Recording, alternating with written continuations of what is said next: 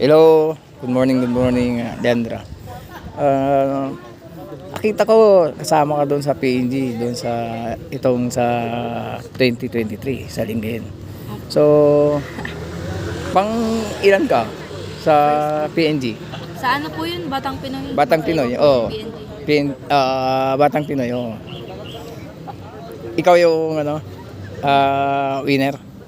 Anong ginawa mong diskarte nung Tutok lang. Tutok lang? Okay, so sino mga kalaban mo noon?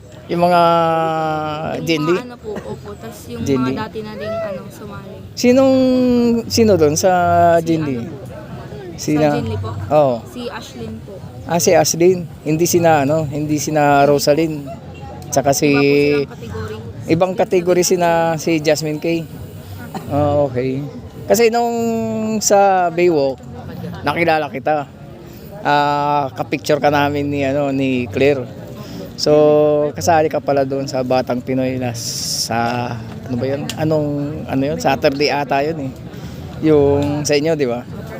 So, anong maisi-share mo sa mga batang cyclist na mga babae ngayon?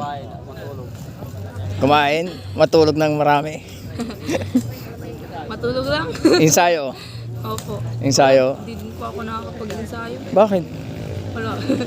Tinatamad ka. Ensayo kayo Alaminos o Burgos. Kasi medyo mahaba-haba yung tsaka maganda yung daan sa puntang Burgos na try namin. So try nyo mag-ensayo doon para lumakas kayo ulit. So kasama kayo sa Tagaytay. Opo. Okay. So shout out sa mga kaibigan mo, pamilya mo. Ano masasabi mo?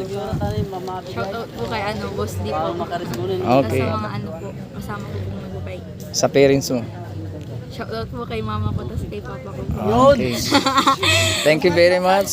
This is Eddie from Elsa TV Vlog reporting.